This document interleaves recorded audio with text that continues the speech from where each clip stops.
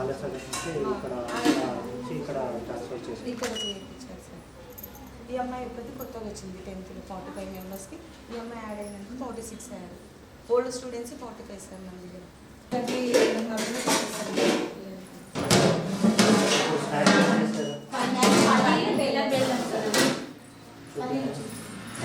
separate